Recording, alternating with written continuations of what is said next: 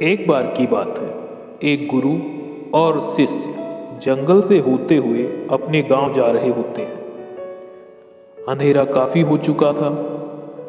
तभी शिष्य ने अपने गुरु से कहा कि गुरुजी, रात काफी हो चुकी है। अगर आप कहें तो आज की रात यहीं आसपास के किसी गांव में गुजार लेते हैं। गुरुजी ने अपना सिर हिलाया और वो आसपास के गांव में एक छोटे से घर के पास जाकर रुके। अब जैसे ही वहां गए तो गुरुजी के शिष्य ने दरवाजा खटखटाया।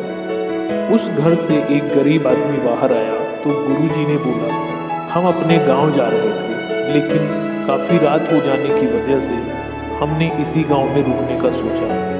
क्या हम आज रात आपके यहाँ रुक सकते हैं? गरीब आदमी बोला, हाँ क्यों नहीं, आप दोनों अंदर आ जाइए। अब जैसे ही गुरुजी अंदर गए उन्होंने देखा कि उस आदमी के घर में बहुत ज्यादा गरीबी थी। गुरुजी ने उससे पूछा कि आप क्या काम करते हैं? वह गरीब आदमी बोला कि मेरे पास बहुत सारी जमीन है। तो गुरुजी ने बोला, अगर तुम्हारे पास बहुत सारी जमीन है तो इस तरह से क्यों रह रहे हो?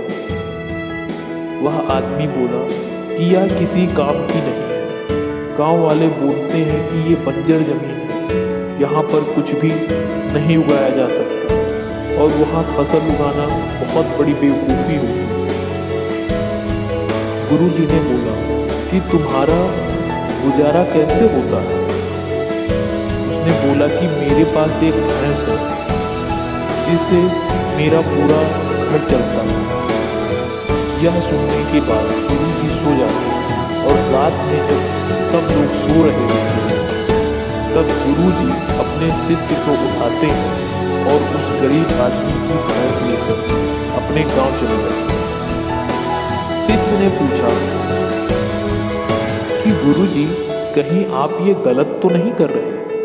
उस गरीब आदमी की रोजी रोटी इसी भैंस से तो चलती है। तो गुरुजी अपने शिष्य की तरफ देखते हैं और मुस्कुराते हुए आगे बढ़ जाते हैं। उस बात को तकरीबन 10 साल गुजर जाते हैं और जो गुरु का शिष्य था वह अब बहुत बड़ा गुरु बन चुका था। तो एक दिन उन्हें उस गरीब आदमी की याद आती है कि मेरे गुरु ने उस आदमी के साथ अच्छा नहीं किया था। मुझे एक बार चलकर देखना चाहिए कि वह आदमी अब किस परिस्थिति में है। वह शिष्य उस गांव की तरफ जाता है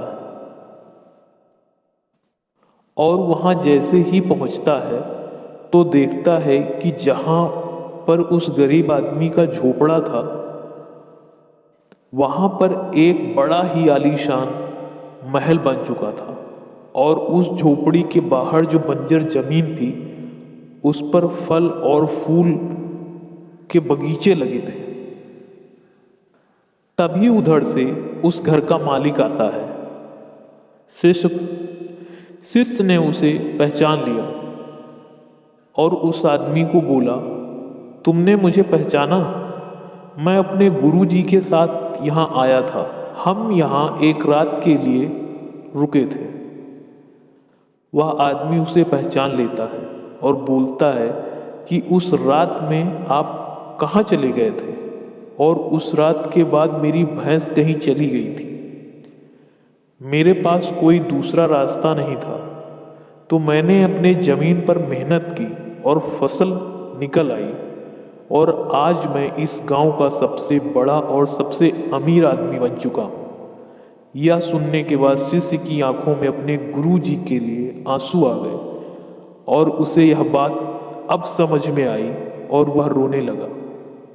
दोस्तों, हमें इस कहानी से यह सीख मिलती है कि हमारे अंदर ऐसी बहुत सी अच्छाइयाँ छुपी होती हैं, लेकिन हमें कोई ना कोई चीज रोक कर रखती है। दोस्तों, उम्मीद है आपको यह कहानी अच्छी लगी होगी।